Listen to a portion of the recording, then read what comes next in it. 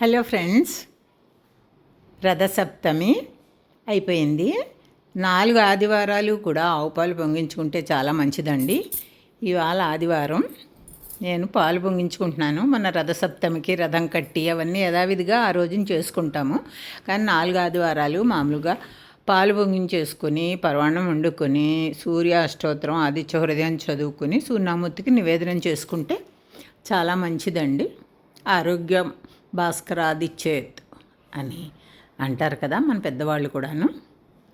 అందుకని మా చిన్నప్పటి నుంచి ఇప్పుడు మేము పెద్దవాళ్ళం, కానీ మా చిన్నప్పటి నుంచి కూడా మా పెద్దవాళ్ళు చేసినవి చూసి మా పెళ్ళిళ్ళు అయ్యాక మేము కూడా అలాగే చేసుకున్నాము. ఆవు పాలు తెచ్చుకోవడం, పొంగించుకోవడం, పొంగల్ వండుకోవడం, పాయసం వండుకోవడం, లేకపోతే చక్కగా సూర్యనామూర్తిగా ఆదిత్య హృదయం చదువుకోవడం, సూర్య అష్టోత్తరం చదువుకోవడం, ఇది నైవేద్యం పెట్టుకోవడం, అలా చేసుకుంటే అందరికీ ఆరోగ్యం. మన గోత్రనామాలతో సంకల్పం అన్నీ చెప్పుకొని చక్కగా పూజ చేసుకుని పొంగల్ నైవేద్యం పెట్టుకుని పరవాన్నం నైవేద్యం అన్నం పాయసం అంటాం.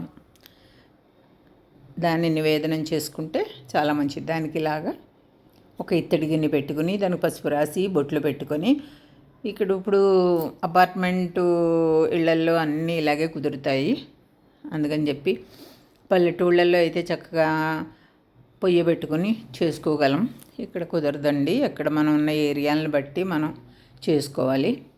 పిడకలు, ఆవు పేడ పిడకలే స్టవ్ మీద పెట్టుకుని ఈ మోడర్న్ పద్ధతిలోనే మేము చేసుకుంటున్నాము. ఎందుకంటే మేము ఉండేది అపార్ట్మెంట్లు కనుక. ఈ రకంగా అది బాగా మెత్తగా ఉడికిపోవాలి. తర్వాత పూజ చేసుకొని తర్వాత సూర్యనారాయణమూర్తికి కూడా అక్కడ చక్కగా ఆయన దక్షిణం వైపు వస్తారు. మాకు తూర్పుగా ఉంటారు, కానీ మాకు ఎండ వచ్చేది మా బాల్కనీ అది తూర్పు బాల్కనీలో ఇలా వస్తాడండి. ఆయనకి పూజ చేసుకొని చక్కగా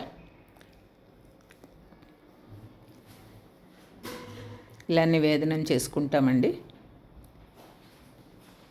ఇలా పద్మం పెట్టుకొని ఎర్ర పూలు ఇష్టం ఆయనకి, సూర్యనామూర్తికి. అందుకని అలా